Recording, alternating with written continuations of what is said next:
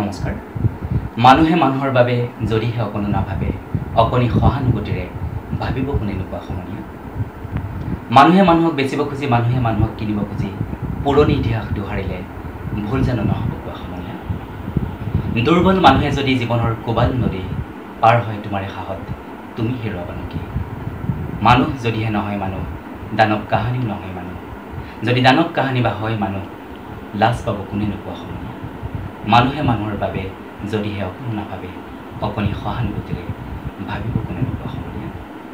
সেয়া আছিল সুধাকণ্ঠৰ হৃদয়ৰ ভাষা। নমস্কাৰ মোৰ প্ৰিয় বন্ধুসকল, আপোনালোক সকলো নিশ্চয় কুশলে আছে। মোৰ শ্ৰদ্ধা জ্ঞাপন কৰিছোঁ আপোনালোক সকলোলৈকে। মানুহৰ হিতৰ বাবে, মানুহৰ মংগলৰ বাবে কলম চলাই যোৱা এগৰাকী শক্তিশালী লেখিকা আজি আমাৰ মাজত উপস্থিত আছে। এক মুহূৰ্তৰ পিছতে আপোনালোকক মই চিনাকি কৰি দিম সেইগৰাকী সুলেখিকা, আমাৰ সকলোৰে আদৰৰ চেনেহৰ শ্ৰদ্ধেয় মনালিছা শইকীয়া বাইদেউ। মনালিছা শইকীয়া বাইদেউ, আপোনাক অনুষ্ঠানলৈ স্বাগতম জনাইছোঁ। বাইদেউ, আপোনাৰ পৰা প্ৰথমেই জানিব বিচাৰিম আমি যে আপোনাৰ জন্ম কোন স্থানত হৈছিলে আৰু আপোনাৰ কেনেকৈ আপোনাৰ বাল্যকালটো আপুনি অতিবাহিত কৰিছিলে? আচলতে মোৰ জন্ম হৈছিল ৰঙাগড়া বাগিচাত, গোলাঘাট জিলাৰ ৰঙাগড়া বাগিচাত মোৰ জন্ম হৈছিল আৰু মই তাতেই কেইবছৰমান কটালোঁ। বাগানৰ মাজত শৈশৱৰ মানে কোৱাৰ্টাৰত আছিলোঁ আৰু সেইটো সময়ত ধৰা মই কোনো আমাৰ মাজত বিভেদ বা প্ৰভেদ নাছিল। আমি বাগানৰ ল'ৰা ছোৱালীৰ লগত একেলগে স্কুল গৈছিলোঁ, কিন্তু খুব কম সময়ৰ বাবে মই বাগানৰ স্কুললৈ গৈছিলোঁ। তাতো এটা বেলেগ ধৰণৰ অভিজ্ঞতা হৈছিল। কিন্তু মোৰ দেউতাই পুনৰ নতুন চাকৰি এটা পালে, তেওঁ চাকৰি পালে বেংকত। তাৰ পাছত আমি বাগান এৰি থৈ গুচি আহিলোঁ আৰু মই দেউতাৰ যিহেতু নতুন চাকৰি, তেওঁ ট্ৰেইনিঙত যাব লাগে, সেইবাবে আমাক মানে ককা দেউতাৰ ঘৰত থৈ দিলে। আৰু মোৰ ককা দেউতাৰ ঘৰ আছিল আকৌ ৰংবং নামৰ এটুকুৰা ঠাইত, নুমলীগড়ৰ ভিতৰৰ একদম হাবিতলীয়া জেগা। তাত মই অলপ দিন পঢ়িলোঁ। এনেকৈ মই আচলতে বাল্যকাল কেইবাখনো স্কুল মই পঢ়িছোঁ।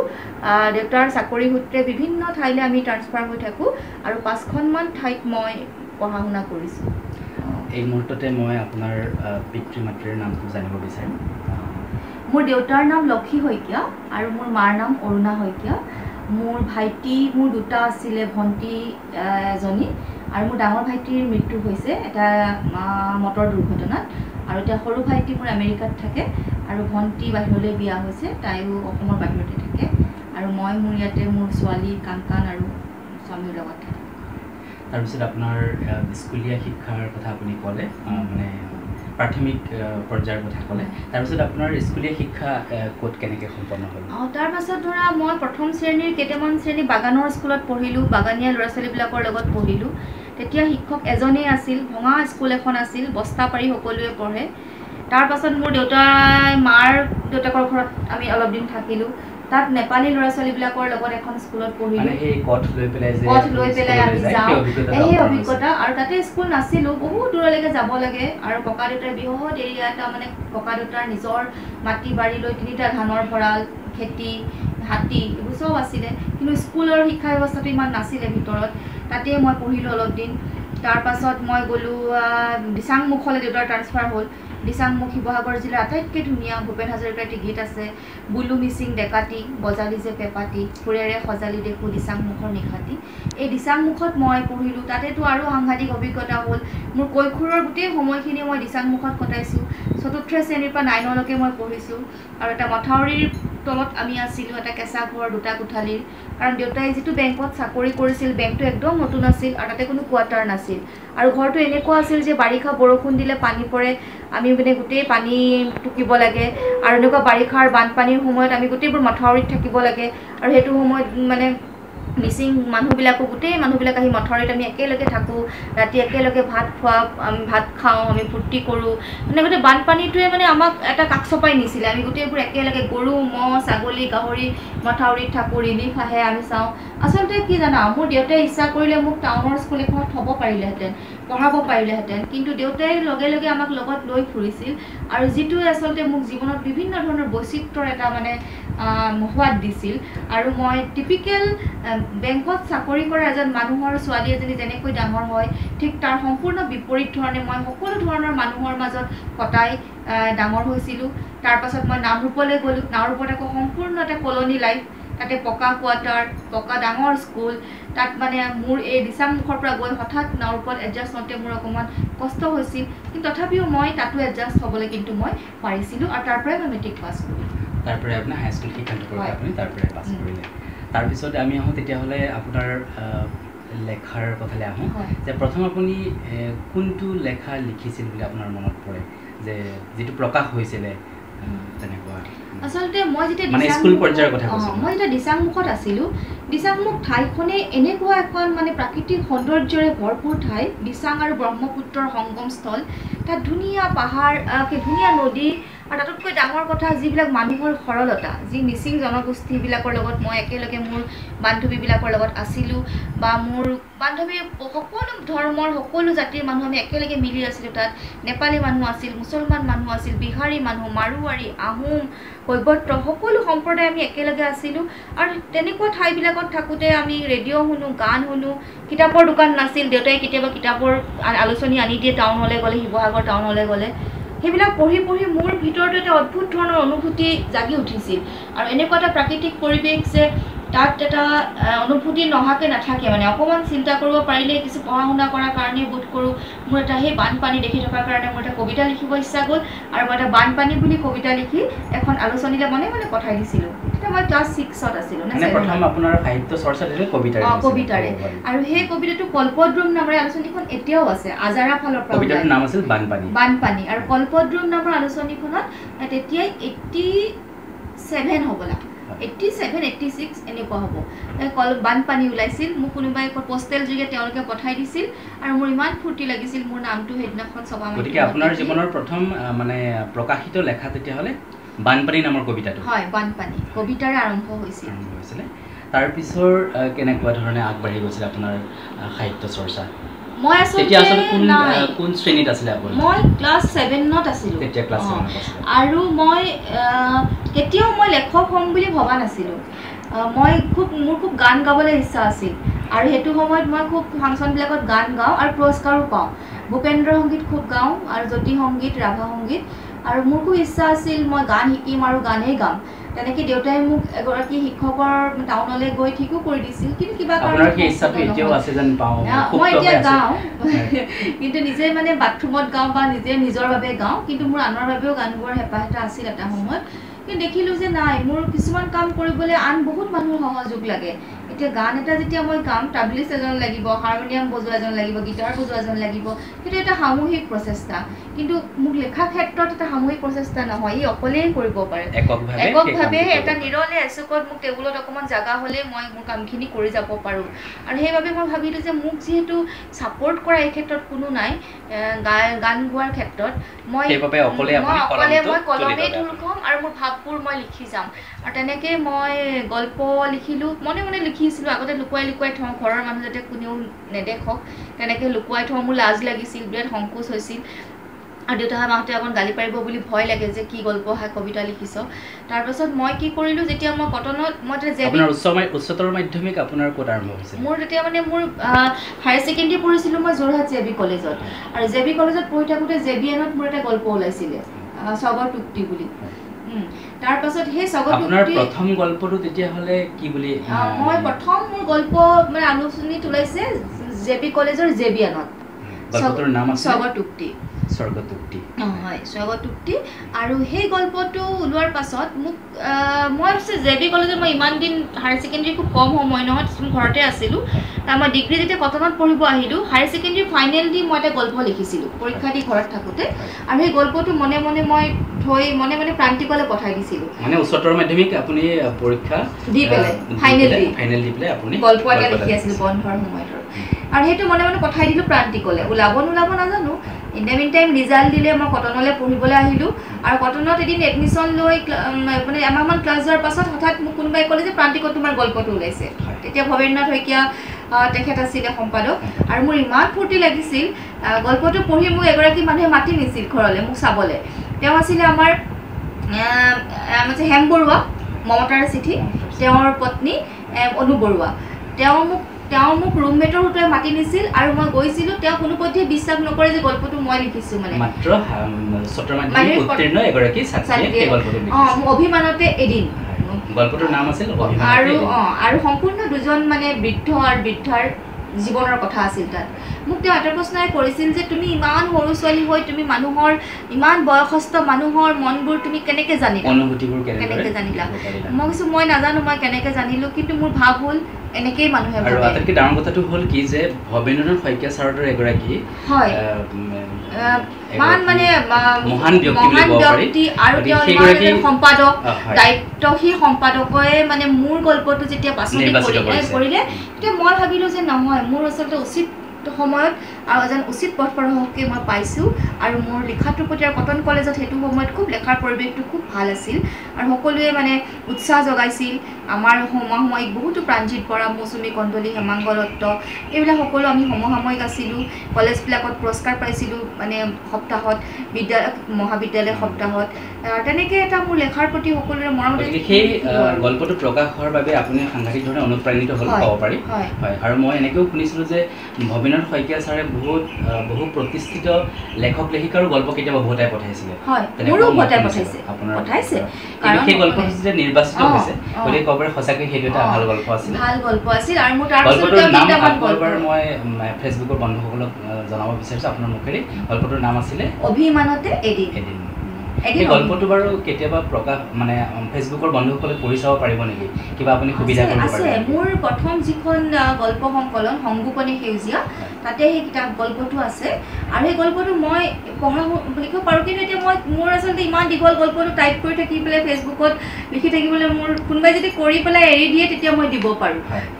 গল্পটো কোনখন গ্ৰন্থত সন্নিৱিষ্ট হৈছে? সংগোপনে সেউজীয়া। আৰু সেই কিতাপখন আছে প্ৰিণ্ট এতিয়া নাই, আকৌ এবাৰ প্ৰিণ্ট হ'ব। প্ৰথম মোৰ 2000 চনতে ওলোৱা কিতাপ আছিলে। তথাপিও মই আপোনাক অনুৰোধ কৰিম যে মানে অলপ সৰুকৈ হ'লেও তাৰ কেইটামান লাইন, তাৰ দুটা তিনিটা পেৰাগ্ৰাফ যদি আপুনি ফেচবুকত এৰি দিয়ে তেতিয়াহ'লে ফেচবুকৰ বন্ধুসকলে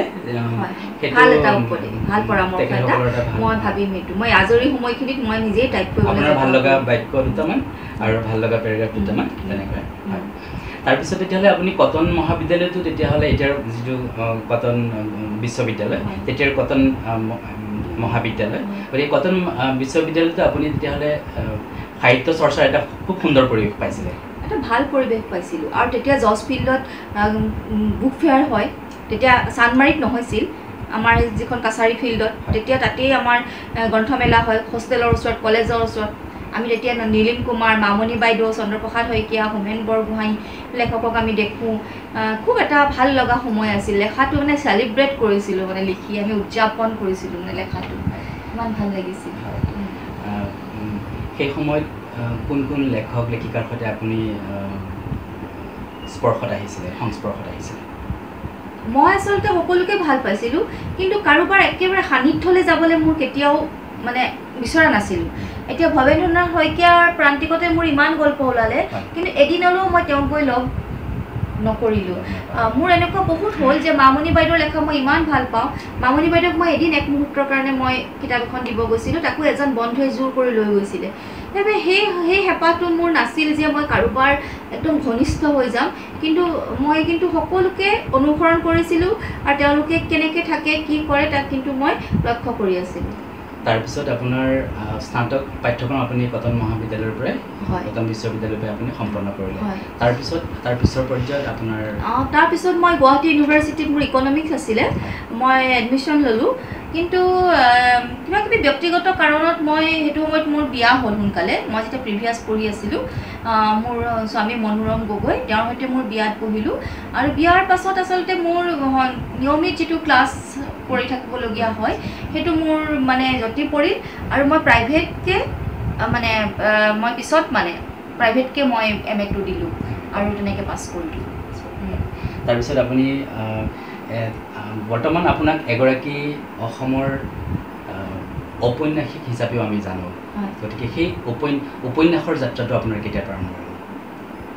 উপন্যাস মই যেতিয়া গল্প মই লিখিলোঁ, গল্প লিখাৰ পিছত মোৰ মনলৈ আহিলে যে মই উপন্যাস এখন লিখিম আৰু তেতিয়া এখন পূজা আলোচনীত উপন্যাস লিখিছিলোঁ যদিও সম্পূৰ্ণ পূৰ্ণাংগ এখন উপন্যাস লিখিছোঁ মই দৈনিক জনমভূমিৰ যিখন বসুন্ধৰা দেওবৰী আলোচনী তাতে মই সপ্তাহে সপ্তাহে দেওবাৰে লিখি আৱৰীৰ আকাশ আৰু পৃথিৱী আৰু আপোনাৰ প্ৰথম উপন্যাস সেইখন উপন্যাস আৱৰীৰ আকাশ আৰু পৃথিৱী এতিয়াও মোক কোনোবা সেইদিনাখন ক'লে যে আপোনাৰ সেই উপন্যাসখন পঢ়িয়ে মোৰ ছোৱালীৰ নাম মই আৱৰীত হ'লোঁ এনেকৈ বুলি কৈছে আৰু কথাটো হ'ল কি টিনেজ আৰু ল'ৰা ছোৱালীবিলাকৰ মাজত সেইখন ইমান জনপ্ৰিয় হ'ল এতিয়াও মোক বহুতে বিচাৰি থাকে কপি আৰু তাৰপিছত মই উপন্যাস লিখিবলৈ উৎসাহ পালোঁ তাৰপিছতে মই আন্দোলিত আকাশ লিখিলোঁ আৰু আন্দোলিত আকাশখনটো খুবেই জনপ্ৰিয় হ'ল বহুত মানুহে সেইখন এতিয়াও কৈ থাকে কিতাপখনৰ কথা আৰু তাৰপাছত তেনেকৈ সংশদিনাত লিখিলোঁ সত্যবান দূৰ হৈ নাযাবা লিখিলোঁ আৰু মই দেখিছোঁ মোৰ গল্প যিমান মানুহে ভাল পাইছিলে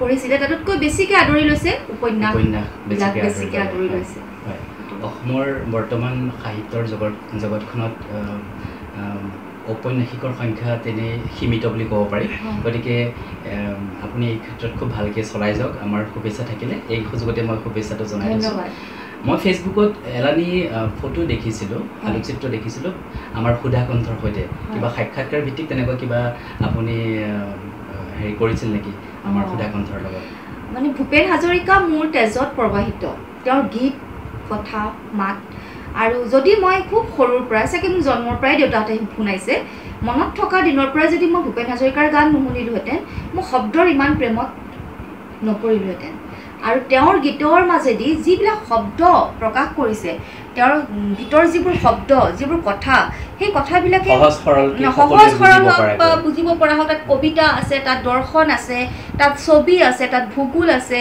তাত সাহিত্য আছে আৰু সেই সকলোবিলাক শুনাৰ পাছত মোৰ আগ্ৰহ হ'ল জানিবলৈ এই জীৱন আৰু জগতক মই বুজিবলৈ যত্ন কৰিলোঁ শিকিবলৈ যত্ন কৰিলোঁ যেতিয়া এটা সময়ত অসম আমাৰ ৰূপহী বুলি ক'লে সেই গীতটোৰে মোক অসমখনৰ কথা ভাবিব শিকালে ৰূপহী এজনী ছোৱালীৰ লগত এটা ইমাজিনেশ্যন এটা কৰিব শিকিলোঁ আৰু যেতিয়া মই মেচিয়ৰ হ'লোঁ মই ডাঙৰ হ'লোঁ বিমূৰ্ত মোৰ নিশাটি যেতিয়া শুনো তেতিয়া মই সেই বিমূৰ্ত মোৰ নিশাটিটোৱে ধৰা মোক এটা বেলেগ ধৰণৰ এটা বেলেগ এখন পৃথিৱীলৈ লৈ গুচি গ'ল তাত এখন যেন চুৰিয়েলিজিম পিকচাৰ আছে এখন যেন এবষ্ট্ৰেক্ট পেইণ্টিং হয় সেইখন সেই ভূপেন হাজৰিকাৰ প্ৰতি মোৰ ইমান হেঁপাহ মানুহজনক মই ক'ত লগ পাম ফাংচনত মই বহুত দেখিছোঁ তেওঁক কেতিয়াবা ক'ৰবাত ভিৰৰ মাজত গৈ অটোগ্ৰাফ এটাও লৈছোঁ কিন্তু মোক লাগিছিল মই তেওঁক অকলে লগ পাম কেৱল মই থাকিম আৰু যেতিয়া মই স্বাধীনত চাকৰি কৰি আছিলোঁ অনুৰাধা বাইদেউ এদিন মোক তেওঁ ইণ্টাৰভিউ ল'বলৈ পঠালে তেওঁ তেতিয়া নিজৰাপাৰত আছিল আৰু যেতিয়া ইণ্টাৰভিউ ল'বলৈ গ'লোঁ মই ক'ব নোৱাৰোঁ আৰু তেওঁক পাই তেওঁ এটা ৰুমত আছে মই আছোঁ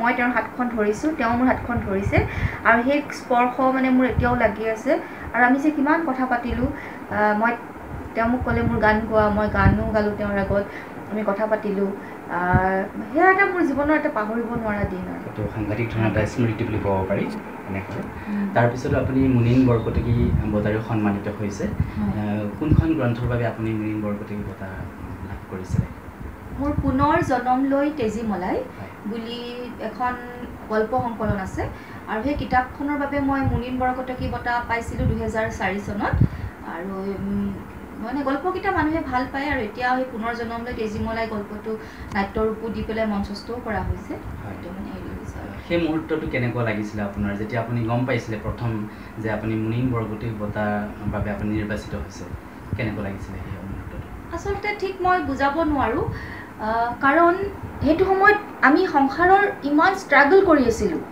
মই আৰু মোৰ হাজবেণ্ডে আমি নিজক ঘৰখন চলাবৰ কাৰণে ভালকৈ থাকিবৰ কাৰণে আমি ইমান আৰ্থিকভাৱে আমি ইমান ষ্ট্ৰাগল কৰি আছিলোঁ সেইকাৰণে কিবা এটা প্ৰাপ্তিয়ে মোক বহুত বেছি ভৰাই তোলা নাছিলে কাৰণ সেইটো সময়ত মই এখন চাকৰি কৰি আছিলোঁ অসম জাতীয় বিদ্যালয়ত আৰু খুব কম দৰমহাত মোৰ খুব কম দৰমহা আৰু তেওঁ এখন কাকত নিজে উলিয়াই আছিলে কাকত তেনেকৈ খুব কম টকাৰে আমি চলি থাকিবলগীয়া হৈছিল আমি সেইকাৰণে কেৱল মই লিখা মেলাৰ প্ৰতি মোৰ কমপ্লিট বহুদিন মই বাদেই দি দিছিলোঁ কেৱল আমি জীয়াই থকাৰ এটা যিটো সংগ্ৰাম তাতে আমি ব্যস্ত আছিলোঁ ঠিক তেনেকুৱা এটা দিনতে যেতিয়া মোৰ কিতাপখনে বঁটা পাইছিল বুলি মই গম পাইছিলোঁ এটা স্কুলৰ পৰা আহি মই খুব ভাগৰ লাগিছিল জাতীয় বিদ্যালয়ত আমাৰ খুব কষ্ট হয় ক্লাছবোৰ কৰোঁতে আৰু আহি পেলাই শুই আছিলোঁ দুপৰীয়া ঠিক তেনেকুৱাতে মোক ফোন কৰিলে কোনোবাই যে তোমাৰ মানে তুমি মানে মুনিন বৰকটকী বঁটা পাইছা। প্ৰথম কোনে ফোন কৰিছিলে আপোনাক এই খবৰটো দিছিলে? মোৰ এজন জাতীয় বিদ্যালয়ৰ কলিগ আছিলে, বিদ্যুৎ বৰা বুলি। তেওঁ মনাইছে বা এটা ভাল খবৰ কৈছে, কি তুমি বঁটা পাইছা মুনিন বৰকটকী। আৰু মুনিন বৰকটকী বঁটাটো খুব প্ৰেষ্টিজিয়াছ বঁটা। মানে নতুনসকলক যিসকলে আজিলৈকে মুনিন বৰকটকী বঁটা পাইছে তেওঁলোকে আজিলৈকে ভাল লিখি আছে। সেইটো কিন্তু মুনিন বৰকটকী বঁটাৰ এটা বৈশিষ্ট্য বুলি ক'ব লাগিব। যিসকল জুৰি মেম্বাৰ আছে, মই নিজৰ বুলি কোৱা নাই, যিসকলক দিছে কোনো কিন্তু অযোগ্যজনক দিয়া নাই, যোগ্যগৰাকীকে সদায় সেই কুল শইকীয়াৰ পৰা শিৱানন্দ কাকতিৰ পৰা আৰম্ভ কৰি মনোজ বৰপূজাৰীলৈকে সকলোৱে যিসকলে পাইছে কিন্তু তেওঁলোকে কিন্তু নিজৰ কণ্টিনিউটিটো কিন্তু ৰাখি আছে। আৰু যেতিয়া মুনিন বৰকটকী বঁটাটো পালোঁ বুলি মোক ক'লে মই খুব ফূৰ্তি পালোঁ। আৰু মই তেতিয়া অনুভৱ কৰিলোঁ যে মই কিয় লিখা বাদ দিছোঁ। মোৰ সেইবিলাক যিবিলাক গল্প মোৰ সংকলিত হৈছিল সেই গল্পবিলাক বেছিভাগেই মোৰ কলেজত লিখা বা বিয়াৰ আগে পিছে লিখা এনেকুৱা। তেতিয়া মই ভাবিলোঁ নহয়, মই আকৌ কলম ধৰিব লাগিব, কাৰণ মোক স্বীকৃতি দিছে, সামাজিকভাৱে মই স্বীকৃতি পাইছোঁ। আৰু তাৰপিছত কিন্তু মই যি 5-4 বছৰমান নিলিখা হৈছিলোঁ, তাৰপিছত কিন্তু মই মই লিখিবলৈ আৰম্ভ কৰিলোঁ। আপুনি আকৌ লিখা আৰম্ভ কৰিলে। এই মুহূৰ্ততে মই এটা খুব ঘৰুৱা প্ৰশ্নলৈ আহিছোঁ।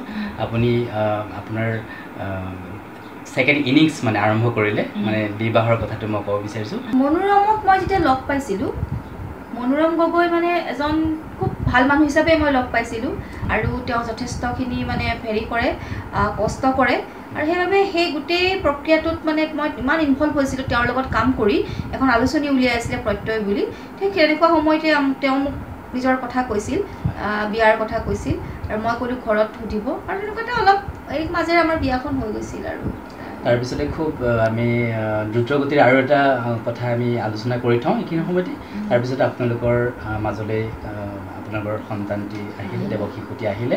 আৰু কাংকন নামেৰে আমি সকলোৱে জানো তেওঁৰ আচল নামটো সুগন্ধি প্ৰাপ্তি, আমি ঘৰত মাতো কাংকান। আৰু তেওঁ এতিয়া বৰ্তমান তেওঁ 9ম শ্ৰেণীত পঢ়ি আছে, অসম জাতীয় বিদ্যালয়ত পঢ়ি আছে। অসম জাতীয় বিদ্যালয়তো আপুনি শিক্ষকতা কৰিছিলে, গতিকে সেই অভিজ্ঞতা সম্পৰ্কে আপুনি আমাক অকণমান জনাওক। অসম জাতীয় বিদ্যালয়ে মোক বহুত দিছে। মই শিক্ষক হিচাপে যদিও সোমাইছিলোঁ, আৰু তাত মই থাকি বহুত নিজেও শিক্ষাৰ্থী হিচাপে শিকিলোঁ। অসমীয়া ভাষা, গাঁথনি, বানান, মানে যিবিলাক শিকা নাছিলোঁ, কাৰণ সৰু সৰু ল'ৰা ছোৱালীবিলাকক পঢ়াবলৈ ময়ো নিজে বহুত পঢ়িব লগা হৈছিল। আৰু বহুত শিকিলোঁ। আৰু সেই অভিজ্ঞতাবিলাক ল'ৰা ছোৱালীৰ সৈতে কটোৱা অমূল্য সময়খিনি পিছলৈ মোৰ ইমান কামত আহিল যে মই আন্দোলিত আকাশ নামৰ উপন্যাসখন লিখোঁতে সম্পূৰ্ণ সেই স্কুলখনৰে পটভূমি মই টানি আনিছিলোঁ। ক'বলৈ গ'লে যিসকল শিক্ষাগুৰুৱে সেই বিদ্যালয়খনত শিক্ষকতা কৰে, গতিকে ক'ব পাৰি অসমৰ ভাগ্যৱানসকলেহে সেই সুযোগ লাভ কৰে বুলি ক'ব পাৰি, নহয় জানো? আৰু অসম জাতীয় বিদ্যালয়ে মানৱ সম্পদ গঢ়ি তোলাত যি ধৰণৰ অৱদান আছে, গতিকে সেইটো কিন্তু অদ্বিতীয় বুলি ক'ব পাৰি, নহয় জানো? অসম জাতীয় বিদ্যালয় যিটো সময়ত ইংৰাজী মাধ্যমসমূহে অসমৰ শিক্ষা ব্যৱস্থাটো আগ্ৰাসন কৰি ল'লে, ঠিক তেনেকুৱা এটা সময়তে এইটো এটা বিপ্লৱ বুলি ক'ব লাগিব যে আজি হাজাৰ হাজাৰ ল'ৰা ছোৱালী অসমীয়া মাধ্যমত পঢ়িবলৈ ওলাই আহিছে। আজি ব্যক্তিগত খণ্ডৰ হ'লেও আদৰ্শ বা নীতি প্ৰতিষ্ঠা কৰি তেওঁলোকে এটা মূল্যবোধৰ শিক্ষা দিবলৈ যি যত্ন কৰিছে, তাৰ অগ্ৰগণ্য। আৰু অসম জাতীয় বিদ্যালয় বাটকটীয়া বুলি ক'ব লাগিব। আৰু এটা বিপ্লৱ।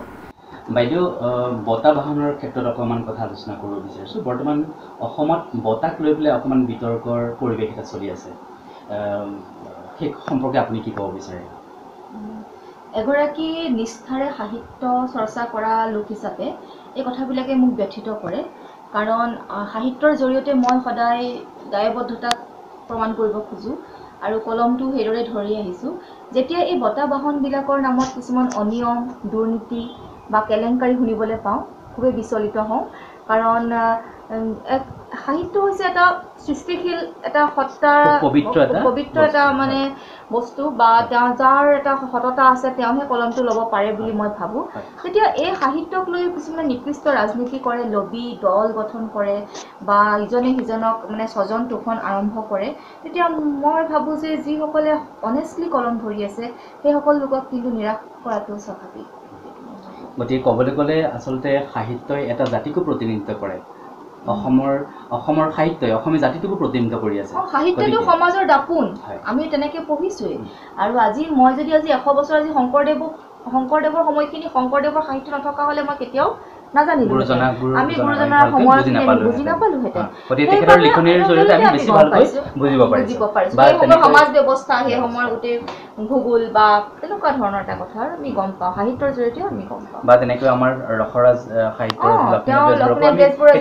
আমি দেখা নাই কিন্তু তেখেতৰ লেখাৰ জৰিয়তে আমি তেখেতক বুজিব পাৰিছো সেই সময়ৰ সমাজখনৰ বিষয়ে আমি জানিব পাৰিছো গতিকে আত্মাৰ আহাৰ বুলি ক'ব পাৰি সাহিত্য গতিকে তেনে এটা পবিত্ৰ বস্তুৰ ক্ষেত্ৰত মানে কেলেংকাৰী হোৱাটো বা তেনেকুৱা ধৰণৰ বিতৰ্ক হোৱাটো আচলতে আমি কেতিয়াও নিবিচাৰোঁ গতিকে এই ক্ষেত্ৰত আমাৰ লেখক বুদ্ধিজীৱীসকলে খুব ভালকৈ ইয়াৰ সমাধান সূত্ৰ উলিয়াব বুলি আমি আশা ৰাখিছোঁ তাৰপিছতে এই সময়তে মই আৰু এটা কথালৈ আহিব বিচাৰিছোঁ যে অসম সাহিত্য সভা লৈও আমাৰ সাহিত্যপ্ৰেমী তথা অসমৰ ৰাইজ অকণমান অসন্তুষ্ট হৈ আছে তেনেকুৱা এটা পৰিৱেশ আমি ছ'চিয়েল মিডিয়াটো আমি গম পাইছোঁ বা আমি বাতৰি কাকত বা তেনেধৰণৰ আলোচনীটো আমি কথাটো আমি উপলব্ধি কৰিছোঁ যে সাহিত্য সভাৰ প্ৰতি মানুহৰ অকণমান মুখ ভংগ হৈছে নেকি বাৰু আচলতে সাহিত্য সভা 100 বছৰ হ'লতো আৰু 100 বছৰীয়া সংগঠন এটা মানে সদায় একে ধৰণৰ এটা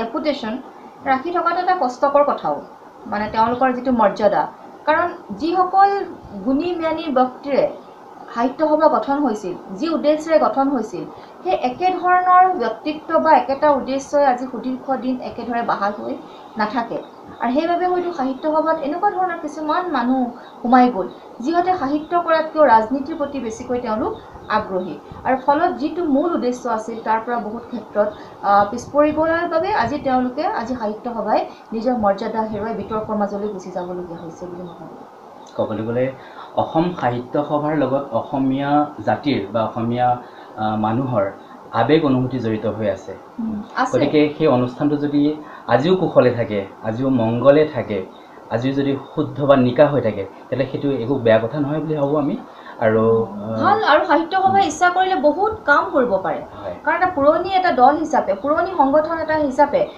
এটা জাতীয় অনুষ্ঠান হিচাপে সাহিত্য সভাই আচলতে আজি সমাজ জীৱনলৈ বহুত বৰঙণি যোগাব পাৰে উঠি অহা তৰুণ চামক প্ৰতিভাৱান লেখক লেখিকাসকলৰ লগতে অসমীয়া ভাষা সাহিত্যলৈ তেওঁলোকে যিমানখিনি অৱদান আগবঢ়াব পাৰে আৰু অসমীয়া ৰাইজে সহায় কৰিব সেই ক্ষেত্ৰত কিন্তু তেওঁলোকে সেই সঠিক নিৰ্দেশনা সঠিক মানে নেতৃত্ব নোপোৱাৰ বাবে সাহিত্য সভা আজি বহু ক্ষেত্ৰত মানে কামৰ পৰা আচল উদ্দেশ্যৰ পৰা তেওঁলোকৰ আচলতে বিচ্যুতি ঘটিছে বুলি মই ভাবোঁ শেহতীয়াকৈ এগৰাকী সাংবাদিক তথা গল্পকাৰেও সাহিত্য সভাৰ এটা বঁটা প্ৰত্যাখ্যান কৰিছে এইবাৰ বুলিয়ে নহয় বহুত কেইজনে বহু সময়ত অৰ্পা বাইদেউ এটা সময়ত কৰিছে অনুৰাধা বাইদেউ কৰিছে মহিলা লেখিকা হিচাপে দিয়া বঁটা বুলি আৰু এনেকৈ মনোজ গোস্বামীও কৰিলে বহুতে ভাবিছে তেওঁলোকে অন্তৰ পৰা যিহেতু গ্ৰহণ কৰা নাই সেইবাবে তেওঁলোকে বঁটাটোকে তেওঁলোকে মানে অস্বীকাৰ কৰিছে গতিকে এই ক্ষেত্ৰত সমাধান সূত্ৰে আমি কি কথা ভাবিব পাৰোঁ বা কি কথা ভাবিব পৰা যায় এই ক্ষেত্ৰত প্ৰশাসনৰ কিবা কৰিবলগীয়া আছে বুলি আপুনি নাভাবেনে প্ৰশাসনে একো কৰিব নোৱাৰে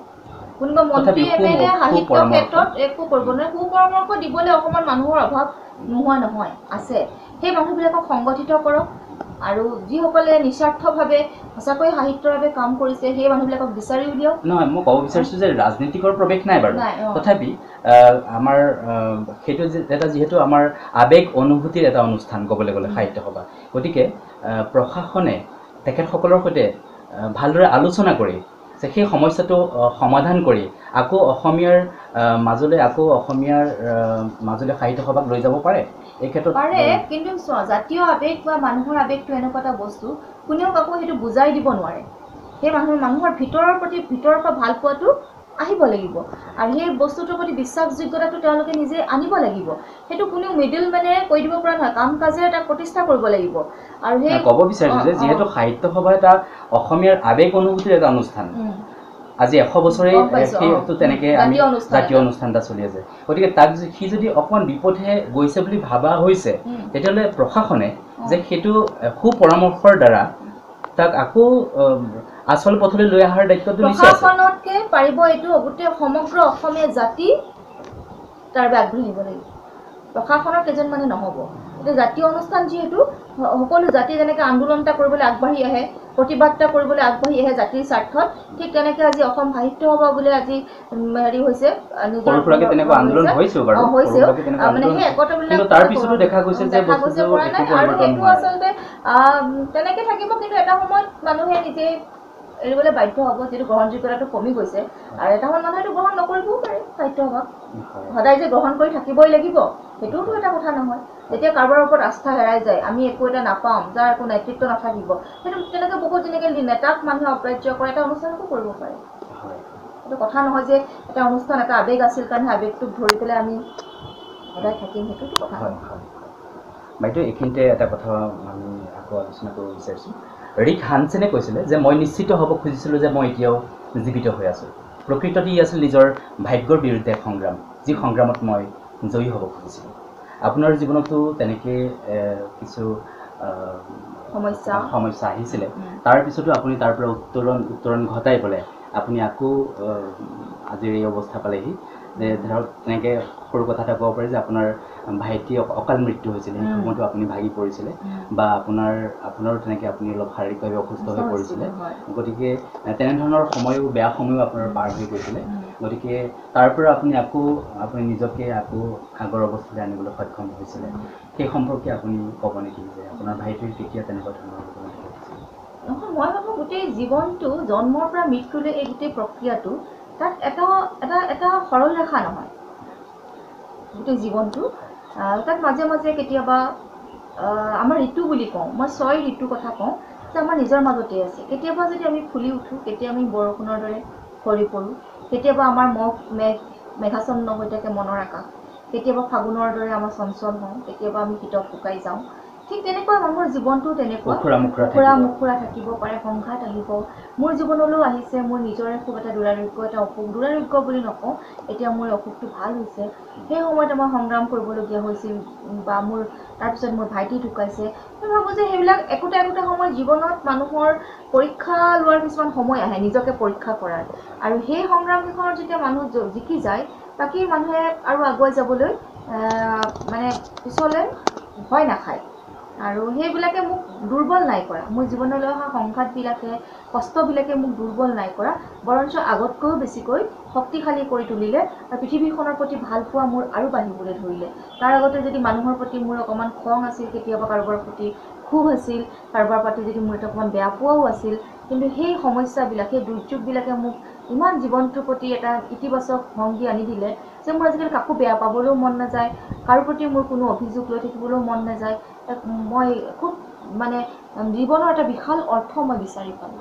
প্ৰবল এষাৰ কথা আছে যে প্ৰবল ইচ্ছা শক্তি আৰু কঠোৰ আত্মসংযমৰ দ্বাৰা মানুহে নৈতিক উৎকৰ্ষ লাভ কৰাৰ উপৰিও চৰম শাৰীৰিক যন্ত্ৰণাকো জয় কৰিব পাৰে। আমি খুব ভালদৰে জানো যে আপুনি প্ৰবল ইচ্ছা শক্তিৰ অধিকাৰী। এই ক্ষেত্ৰত আপোনাক যোগ বা ধ্যানে যথেষ্ট সহায় কৰিছে। আমি আপোনাৰ বিভিন্ন কথা পাতিলেও আপুনি গম পাওঁ যে আপুনি দৈনিক ধ্যান যোগাসন কৰে। গতিকে এই সম্পৰ্কে আপুনি অকণমান কওকচোন। আচলতে কি জানা, নিজৰ পৰা নিলগত ৰৈ নিজক চাব জনাটো এটা খুব ডাঙৰ কথা।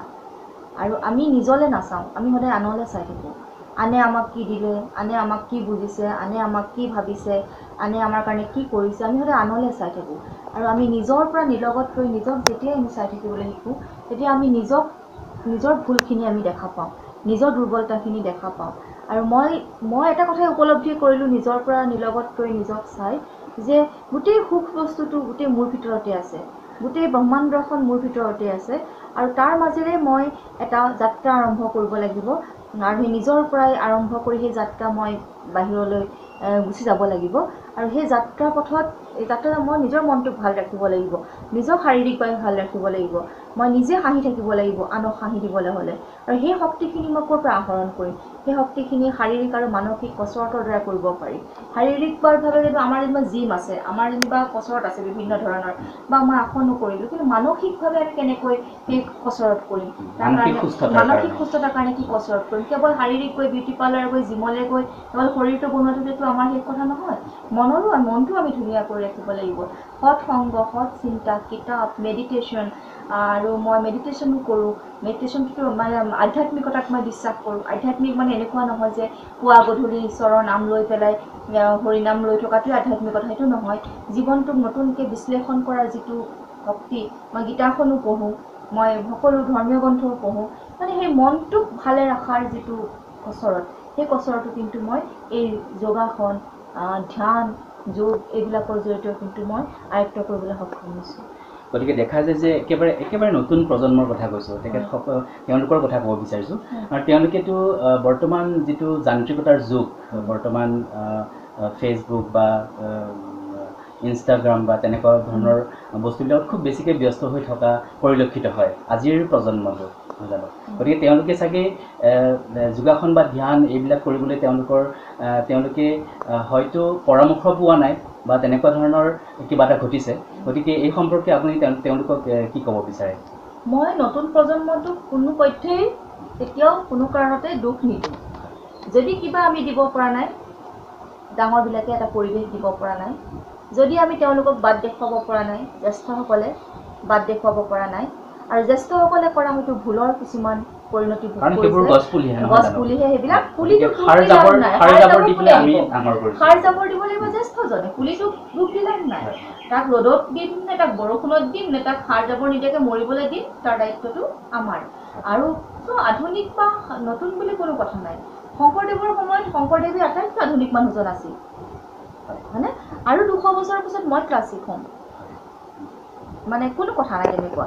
আৰু এটা সময়ত যেতিয়া মই এটা ফটো এখন দেখিছিলোঁ যে চবেই মানে পেপাৰ পঢ়ি আছে, মানে বিজি, নতুনকৈ যেতিয়া পেপাৰ ওলাইছিল, পেপাৰ পঢ়ি চবেই বিজি, তেতিয়া মানে কিবা গ'ল আৰু আমাৰ ল'ৰা ছোৱালী এতিয়া মানে কিতাপ পেপাৰ পঢ়িবলৈ ধৰিব এনেকুৱা, বা মানে এইবোৰ চিন্তা নকৰাকৈ যেতিয়া নাৰী শিক্ষা আৰম্ভ হৈছিল, বহুতে কৈছিল যে গ'ল আৰু নাৰীবিলাক যেতিয়া আৰু শিক্ষালে বিপথে গ'ল আৰু, মানে তেনেকুৱা এটা হয় যে আজি টেকন'লজি, আজি গ্ল'বেলাইজেশ্যনৰ সময়ত আজি টুইটাৰ, ফেচবুক এখন গাঁও অস্বীকাৰ কৰিব নোৱাৰি। কিন্তু সেইবিলাক কৰাৰ পাছতো মানুহ কেনেকৈ মানুহ হৈ থাকিব পাৰি, কেনেকৈ আমাৰ সামাজিক দায়বদ্ধতাটো আমি প্ৰমাণ কৰিব পাৰোঁ, সেই বস্তুবিলাকো কোনোবাই বাট দেখুৱাই থাকিব লাগিব।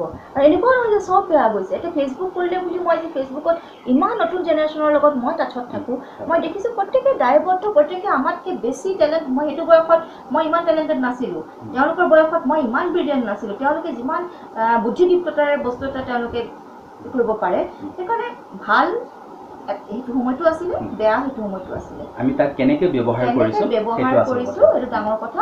আৰু প্ৰতিজন, আৰু তাতে ডাঙৰ হৈছে আমাৰ জ্যেষ্ঠবিলাক ইমান ভোগবাদত বা ইমান ব্যক্তিকেন্দ্ৰিক হৈ গ'লো যে আমাক দেখি তেওঁলোক ব্যক্তিকেন্দ্ৰিক হৈ যাবলৈ বাধ্য হৈছে ল'ৰা ছোৱালীবিলাক। আমাৰ আজি ফেমিলিৰ আগতে আছিলে জইণ্ট ফেমিলি বা সেইটো পৰিয়ালৰ বান্ধোন যিটো আছিলে, আজিকালি সেইটো জইণ্ট ফেমিলিটো দূৰৰ কথা, হাজবেণ্ড এণ্ড ৱাইফৰ মাজতে এটা বণ্ডিং নাই।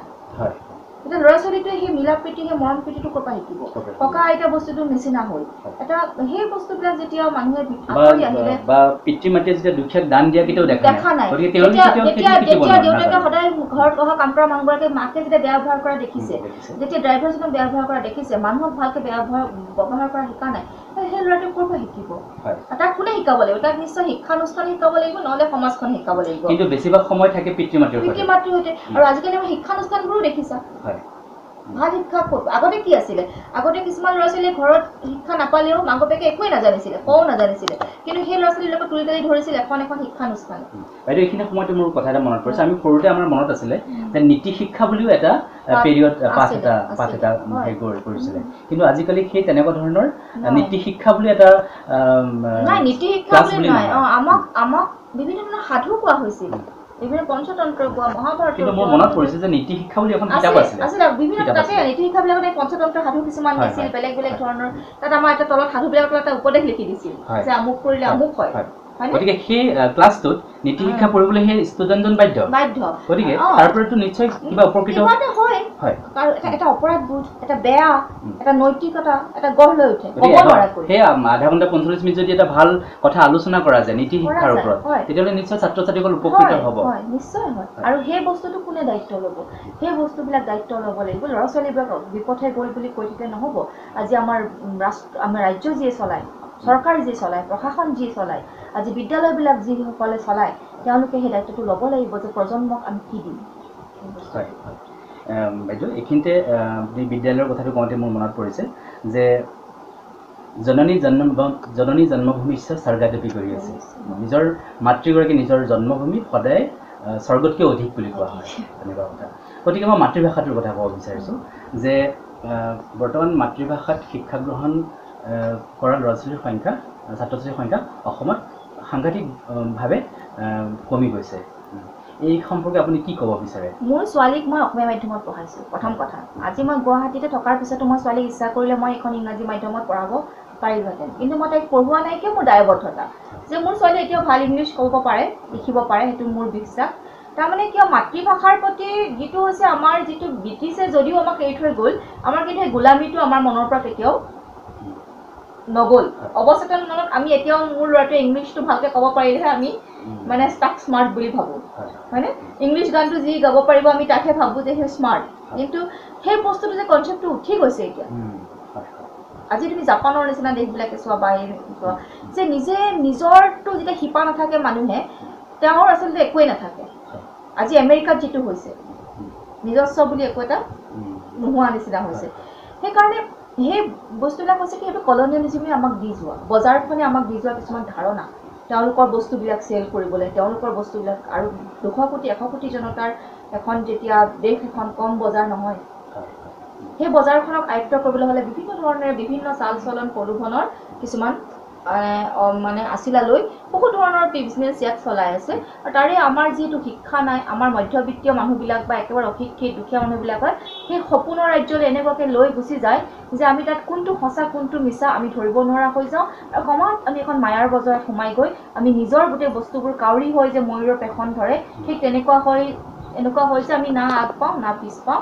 আমাৰ শিপা নিচিন্ন এটা মানে মানুহ হৈ উঠো কিন্তু দেখা গৈছে যে ভাৰতবৰ্ষ বা পৃথিৱীৰ বিভিন্ন ক্ষেত্ৰত মানে আগুৱাই যোৱা ব্যক্তিসকলৰ যদি আমি তেওঁলোকৰ স্কুলীয়া শিক্ষা ক্ষেত্ৰত আমি চাওঁ তেওঁলোকে অসমীয়া মাধ্যমৰ পৰা যোৱাই আমি পেপাৰ পত্ৰ পাই আছো আমাৰ আজি তোমাৰ যিসকলে বাহিৰত কাম কৰি আছে আমি অসমীয়া বুলি যিসকলক লৈ গৌৰৱ কৰোঁ তেওঁলোকৰ যদি বেকগ্ৰাউণ্ডটো চোৱা দেখিবা একেবাৰে সাধাৰণভাৱে তেওঁলোকে এখন চৰকাৰী স্কুলত পঢ়ি যোৱা মানে সেইকাৰণে এইবিলাক আচলতে মই সেইটোৱে ক'লোঁ এইবিলাকত ইমান আমাৰ সমাজ ব্যৱস্থাটো আমাৰ কিছুমান উপৰুৱা ৰাজনীতি মানে ৰাজনীতিটো খুব এটা প্লাছ পইণ্ট খুব ভাল কথা ৰাজনীতিটো এতিয়া আমাৰ মানুহে নিগেটিভ অৰ্থত ব্যৱহাৰ কৰোঁতে মানুহে নিগেটিভ ধৰণে চোৱা হৈ গ'ল গোটেই শব্দটোত কিন্তু ৰাজনীতি বস্তুটো খুব সন্মানজনক এটা বস্তু যিটো মানে কিন্তু সেই বস্তুবিলাকক আজি কলুষিত কৰাৰ কাৰণে বা আজি সেই উপৰুৱা কিছুমান বস্তু যিবিলাক বস্তু দৰকাৰী সেইবিলাক বস্তু আমি পোৱা নাই যিবিলাক শিক্ষা ব্যৱস্থাটো ভাল হ'ব লাগিছিল বা আজি ভাল স্কুল এখন ল'ৰা ছোৱালীয়ে পঢ়ি পেলাই যিটো শিক্ষা পাব লাগিছিল শিক্ষকসকলে যিটো দান দিব লাগিছিল সেইটো নিদিয়াৰ ফলত কি হয় এতিয়া ধৰা তুমি দেখিবা মই গাঁওবিলাকলৈ খুব যাওঁ দেখোঁ খাবলৈ ভাত নাই বা পঢ়া নাই স্কুললৈ যাবলৈ পিন্ধিবলৈ কাপোৰ নাই কিন্তু টাটা স্কাই এখন ওপৰত ওলমি আছে তাৰমানে সেই মানুহগৰাকী এটা শিক্ষা নাই কিন্তু স্মাৰ্টফোনটো হাতত পাই গ'ল কিন্তু সেই স্মাৰ্টফোনটো হাততহে পালে তাৰ ব্যৱহাৰৰ বস্তুটো সি কেনেকৈ জানিব সেইকাৰণে যেতিয়া বস্তুটো আচল শিক্ষাটো নাপায় মানুহক যে বজাৰখনে যেতিয়া লালায়িত কৰি পেলাই যেতিয়া এগৰাকী মহিলাই যেতিয়া দিনৰ দিনটো থাকি যেতিয়া সেই ষ্টাৰ প্লাছত চিৰিয়েলখন চাই থাকিব তেওঁ যেতিয়া বাহিৰৰ গম নাপাব তেওঁ এনেকুৱা এটা বেলেগ এখন পৃথিৱীলৈ ওলাই লৈ গুচি যায় তাৰপিছত তেওঁ তেনেকুৱা ধৰণৰ শাৰীৰ ব্ৰেণ্ড এটা ওলালে তেনেকুৱা ধৰণৰ ফেশ্বন কিবা এটা ওলালে সেই বজাৰখনে এট্ৰেক্ট কৰিলে আকৰ্ষিত হৈ গ'ল সেইকাৰণে আমাক চিন্তা চেতনা কৰিব পৰা শক্তিটোৰ পৰা যুৱ প্ৰজন্মক আঁতৰাই নিয়াৰ এটা কৌশল বুলি মই ভাবোঁ কাৰণ যুৱ শক্তিটো হৈছে এটা জাতিৰ বিৰাট ডাঙৰ শক্তি আৰু সেই শক্তিটোক যদি জাগ্ৰত কৰি ৰখা যায় যদি ঘূণীয়া হৈ থাকে তেতিয়া জাতিটোক মানে দবাবলৈ ইজি খুব সহজ আৰু সেইকাৰণে মই দেখিছোঁ আমাৰ তৰুণ প্ৰজন্মক বিপথে পৰিচালিত কৰিবলৈ বাহিৰৰ বহুত মানুহে যত্ন কৰি থাকে এনিটাইম কেতিয়াবা মদৰ আশ্ৰয় লৈছে কেতিয়াবা ড্ৰাগছৰ আশ্ৰয় লৈছে কেতিয়াবা বন্দুক বাৰুদৰ আশ্ৰয় লৈছে কেতিয়াবা কোনোবাই এনেকুৱা ধৰণৰ কিছুমান প্ৰলোভন দিছে যাতে চিন্তা কৰিব পৰা শক্তিটোৰ পৰা সিহঁত সদায় আঁতৰি থাকে এইখিনিতে আপুনি যেহেতু ক'লে সুৰাৰ কথাটো ক'লে গতিকে মই এইখিনিতে এটা প্ৰসংগ এটা আনিব বিচাৰিছোঁ যে আমাৰ গুৱাহাটীতে আপুনি চাওক দেখিব পাব যে মাত্ৰ আপোনাৰ 1 ফাৰ্লং আঁতৰে ৱাইন শ্বপবিলাক আছে নহয় জানো গতিকে সেই ৱাইন শ্বপৰ পৰা কোনে বস্তু কিনিছে কোন কিমান ষ্টেজৰ ল'ৰাই বা মানুহে সুৰা কিনিছে সেইটো কিন্তু চৰকাৰে কেতিয়াও হিচাপ ৰখা নাই হিচাপ ৰখা নাই গতিকে এইটো এটা আমি প্ৰশাসনেও চিঞৰি আছে বা আমিও চিঞৰি আছোঁ যে আমাক এটা ভাল জাতি লাগে বা ভাল প্ৰজন্ম লাগে অথচ আমি আমাৰ সেই প্ৰজন্মটো ঘূণীয়া কৰিবৰ বাবে আমি ইমানবিলাক ৱাইন শ্বপ আমাৰ খোলা হৈ আছে এক ফাৰ্লং আঁতৰে আঁতৰে চিঞৰটো মাৰিলে হয়তো আপুনি সিখন ৱাইন শ্বপৰ পৰা সিখন ৱাইন শ্বপলৈ শুনা পাব গতিকে ইমানবিলাক ৱাইন শ্বপে এটা জাতিক কেনেদৰে আগুৱাই নিব পাৰিব সেইটো সম্ভৱ জানো মই এতিয়া দিল্লী যাওঁ বা কলকাতা গৈছোঁ কেতিয়াও মই ইমান ৱাইন শ্বপ ভাৰতৰ বিভিন্ন ঠাই গৈছোঁ কেতিয়াও দেখা নাই আমাৰ অসমৰ মানে গুৱাহাটীখনতে যিমান আছে আৰু সেই বস্তুটো হৈছে কি এইবিলাক নিজৰ স্বাৰ্থৰ বাবে কোনোবাই লাইচেন্স দিয়ে গুৱাহাটীত আপোনাৰ ভাল খাটি গাখীৰ অকণ বিচাৰিলে আপুনি নাপায় আমি আজি অথচ এখন খাটি গাখীৰ অকণ খাই পাবলৈ পোৱা নাই খাটি গাখীৰখন নাই তোমাৰ আজিকালি এনেকুৱা হৈ গ'ল যে আমাৰ আগৰ মানুহে যিবিলাক নিজে গাই গৰু পুহিছিল খেতি বাতি কৰিছিল সেইবোৰো এতিয়া নিজৰকে নাই মানে এটা সময়ত অসমীয়া জাতিটো আছিল এটা স্বাৱলম্বী জাতি নিজৰ ঘৰতে গাড়ীতে চব আছিল নিজৰ গোহালি গৰু পুখুৰীত মাছ আমাৰ শুৱনি আমাৰ গাঁওখন অতি বুলি যিটো কবিতা তাতেই আমাৰ গ্ৰাম্য সমাজৰ এখন সুন্দৰ ছবি আমি পাওঁ চালত কোমোৰা লাও জিকা ভোল ভঁৰালত জহা ধান গাখীৰৰ পৰা এতিয়া আপোনাৰ মহানগৰীত আপুনি ফলৰ দোকান এখনলৈ গৈ পেলাই আপুনি অকণ সময় চিন্তা কৰি থাকিব লাগিব যে কলটো খাওঁ নে নাখাওঁ গেছ দিয়া কল গতিকে এই ক্ষেত্ৰত প্ৰশাসনৰ হস্তক্ষেপ নিশ্চয় আছে যে আমি যদি এটা ভাল ফল এটাও কিনি খাবলৈ নাপাওঁ প্ৰশাসন অচুক এতিয়া প্ৰশাসনত হস্তক্ষেপ আছে এতিয়া প্ৰশাসন কোনে চলাই আছে এতিয়া আজি নিউজত আমি যিবিলাক মানুহ আজি দুৰ্নীতিত অভিযুক্ত বুলি আমি আজি পেপাৰে পত্ৰে কাগজ দেখি আছো সেইবিলাকতো প্ৰশাসনৰে মানুহ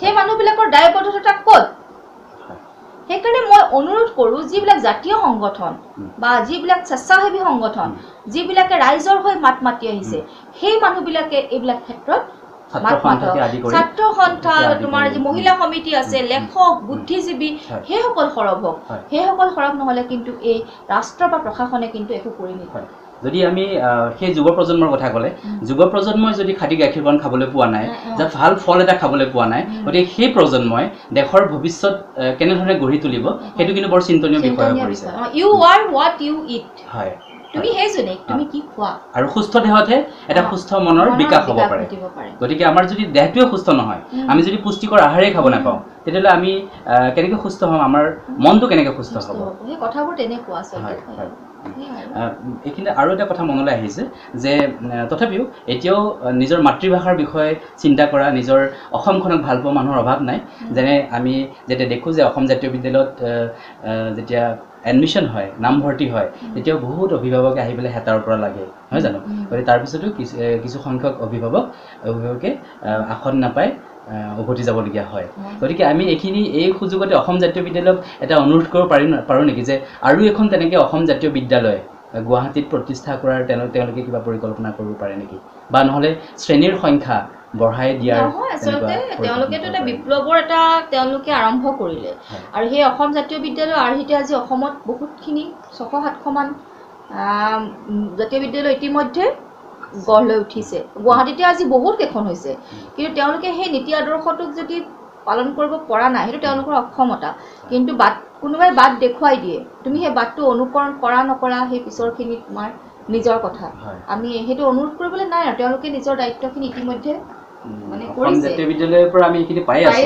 100% পাই আছো কিন্তু আৰু এখন যদি তেনেকৈ অসম জাতীয় বিদ্যালয়ৰ কথা তেওঁলোকে পাৰে আৰু এতিয়া আচলতে ইমান পচিবলো নহয় এইটো অনুষ্ঠানে খুব বাঢ়ি গৈছে মই ভাবো ইচ্ছা কৰিলে পাৰে কিন্তু এটা অনুষ্ঠানটো নিজৰে বহলাই আছে তেওঁলোকে বহলাই আছে আগতে হায়াৰ ছেকেণ্ডেৰী নাছিলে এতিয়া হায়াৰ ছেকেণ্ডেৰী কৰি প্ৰথমতে আৰ্টছ কৰিলে ছায়েন্স কৰিলে এনেকৈ হয়তো আৰু পৰিকল্পনা থাকিব পাৰে আৰু খুব কম সময়ৰ ভিতৰতে উচ্চতৰ মাধ্যমিকতো খুব ভাল ফলাফল কেৱল শিক্ষাৰ ক্ষেত্ৰতে নহয় কলা সাহিত্য সংস্কৃতিৰ ক্ষেত্ৰতো অসম জাতীয় বিদ্যালয় মই নিজে জাতীয় বিদ্যালয়ৰ শিক্ষয়িত্ৰী হিচাপে এটা কথা ক'ব পাৰোঁ তাত কেৱল মাৰ্কশ্বিটত গুৰুত্ব দিয়া নহয় তাত মানে সম্পূৰ্ণ এজন ভাল মানুহ যাতে তাৰ পৰা গঢ় লৈ উঠে তাৰহে গুৰুত্ব দিয়া হয় প্ৰতিগৰাকী ষ্টুডেণ্টক বাদ্যযন্ত্ৰৰ এইবিলাকো প্ৰশিক্ষণ দিয়া হয় এই কথা আমি জানো বাইদেউ এইখিনি সময়তে আৰু কিছুমান কথা ক'বলগীয়া আছে আপোনাৰ ব্যক্তিগতভাৱে আপোনাৰ কিবা ক'বলগীয়া আছে নেকি ব্যক্তিগতভাৱে মই কি ক'ম মই মাজে মাজে খুবেই মই আশাবাদী মানুহ যদিও কেতিয়াবা মোক ব্যতিব্যস্ত নোহোৱা নহয় মই ব্যতিব্যস্ত হওঁ এইটো কাৰণেই যে মানুহ ক্ৰমাৎ মানুহৰ পৰা আঁতৰি গৈছে নেকি মানুহৰ ভিতৰত থকা মানৱীয় যিবোৰ মূল্যবোধ বা মানুহৰ যিবোৰ প্ৰমূল্য সেইবোৰ নোহোৱা হৈ গৈছে নেকি? কেনেকৈ আজি এজন সন্তানে নিজৰ পিতৃক ৰাজপথত থৈ যাব পাৰে? কেনেকৈ এজন মাতৃয়ে নিজৰ সন্তানক হত্যা কৰিব পাৰে? কেনেকৈ এজন নিজৰ মাতৃক হত্যা কৰি এজন পুত্ৰই পুতি থ'ব পাৰে? মানে এই যে বিশৃংখলতাবোৰ সৃষ্টি হৈছে, এইবিলাক বস্তু কি একেদিনাই গঢ় লৈ উঠিছে নেকি? একেদিনাই নিশ্চয় হোৱা নাই। এই সমাজখনত আজি নিশ্চয় এটা দীৰ্ঘম্যাদী এটা গোটেই বস্তুটো এটা ফল আজি প্ৰতিফলিত হৈছে। সেই সময়খিনি ক'ত ভুল হৈ গ'ল? কাৰণ ক'ত ভুল হৈ গ'ল? আজি চাবলৈ গ'লে অসমত নাৰীৰ নিপীড়িত, আজি অসমখন আছিলে আটাইতকৈ নাৰীক সন্মান কৰা আজি উত্তৰ পূৰ্বাঞ্চল। আজি এতিয়াও তুমি খাচী মণিপুৰ মহিলা প্ৰধান, মহিলাক তাত সন্মান কৰা হয়, নাগালেণ্ড যে অসমত এনেকুৱা নাছিল। সেই কাৰণবোৰ কেনেকৈ হ'ল, ক'ত হ'ল? সমাজ বিজ্ঞানীসকলে এইবিলাক কথা ভাবিছেনে? সেই কথাবিলাকে কিন্তু মোক খুব ব্যথিত কৰে।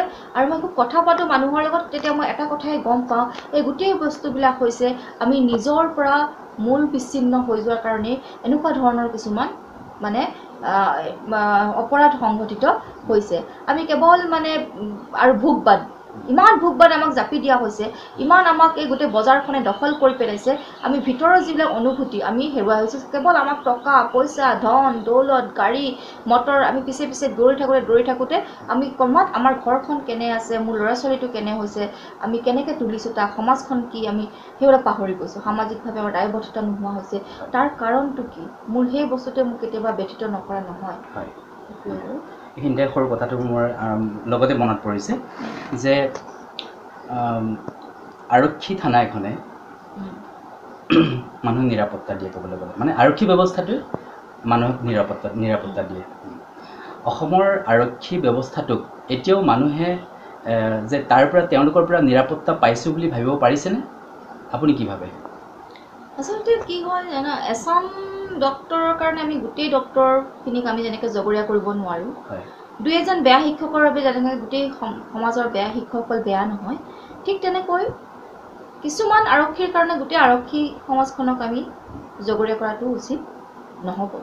কিন্তু এনেকুৱা কিছুমান কাম এটা সময়ত কিছুমান আৰক্ষী বিষয়াই কৰি থৈ গ'ল, আমিও মাজে মাজে এতিয়াও পেপাৰ পাই থাকোঁ, যাৰ বাবে আৰক্ষীৰ ওপৰত মানুহৰ আস্থাটো কমি গ'ল।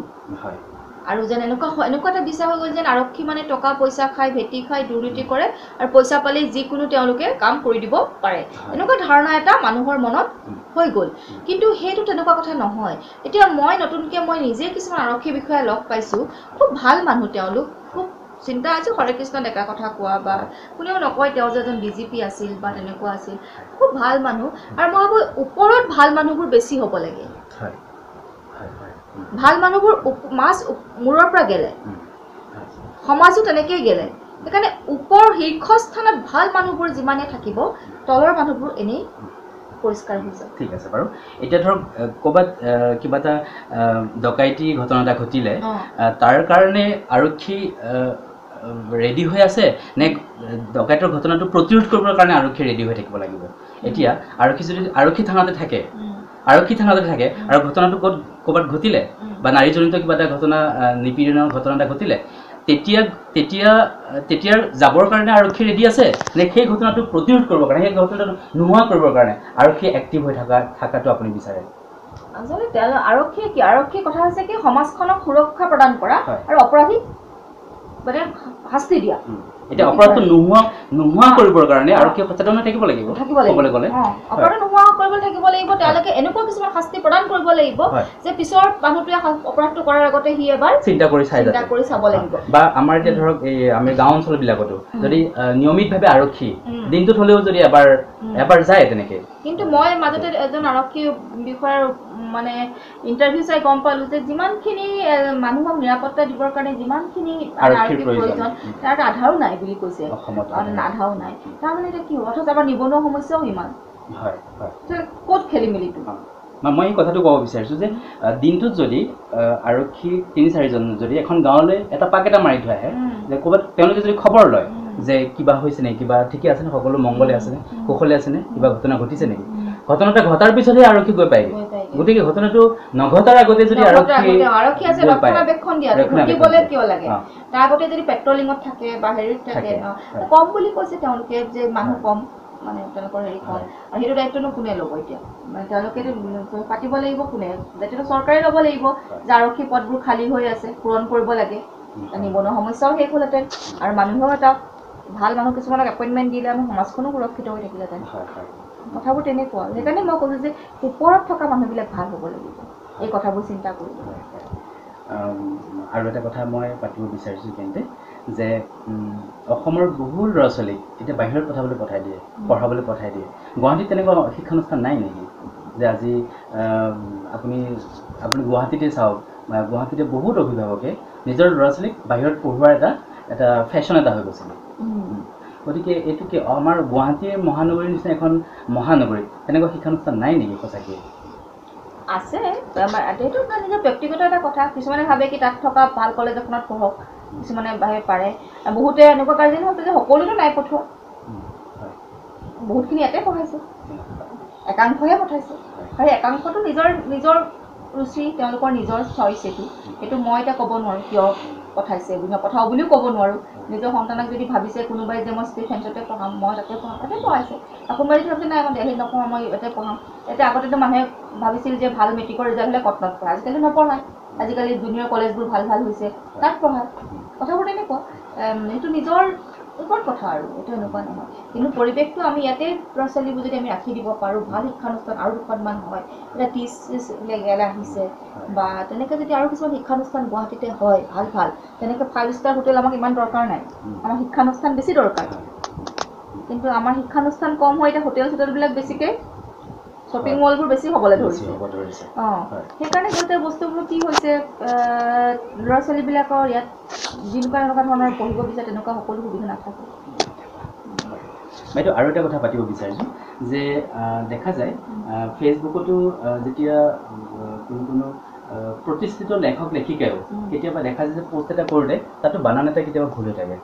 তেনেকুৱা আৰু যিহেতু ফেচবুকটো আমাৰ সকলো মানুহে চায় গতিকে সেই বানানটো ভুল হৈ থাকিলে যে সেইটো অকণমান প্ৰভাৱ পৰিব পাৰে নেতিবাচক প্ৰভাৱ এটা পৰিব পাৰে তাৰপিছতো ক'ব বিচাৰিছোঁ যে অসমৰ আপুনি বা গুৱাহাটী মহানগৰীতে আপুনি চাওক বহুত দোকানৰ নাম ফলকত ভুল বানান দি পেলাই নাম ফলক এটা লিখা হৈ থাকে যিহেতু সৰু ল'ৰা ছোৱালীবিলাকে স্কুলৰ পৰ্যায়ৰ মই ল'ৰা ছোৱালীৰ কথা কৈছোঁ যে সেই নাম ফলকটো দেখি পেলাই তাত যিহেতু ধৰক বানানটো ভুল হৈ থাকিলে গতিকে তেওঁ সেই বানানটো অনুসৰণ কৰিব পাৰে যেতিয়া ডাঙৰ নামেৰে সৰু ল'ৰা ছোৱালীবিলাকে সাধাৰণতে কি কৰে ডাঙৰ নাম চামবিলাক পঢ়ি চায় গতিকে তেওঁলোকে সেইটো অনুসৰণ কৰিব পাৰে গতিকে এইটো কিন্তু এটা বৰ চিন্তনীয় বিষয় যে নাম ফলকবিলাকতো যেতিয়া ভুল বানান এটা থাকে কিন্তু এইটো কিন্তু তেনেকৈ চলি আছে নাম ফলকটো ভুলেই চলি আছে আপুনি কোনোবা বাছতো চাব পাৰে আপুনি এইটো মাজতে সাহিত্য সভাই কিবা দায়িত্ব এটা লৈছিল নহয় গোটেই ফলকবোৰ অসমীয়া কৰিব শুদ্ধ কৰিব সেইটো এতিয়া কোনে ল'ব এতিয়া গৈ পেলাই মানুহজনক ক'ব লাগিব মইতো দেখিলে কৈ দিওঁ যে ভুল মোৰ নিজৰো কেতিয়াবা ভুল হয় একো কথা নহয় আমি যদি কোনোবাই গম পাওঁ যে এইটো ভুল হৈছে আমাৰ দায়িত্ব সেইটোৱে আমি কাক গালি পাৰিম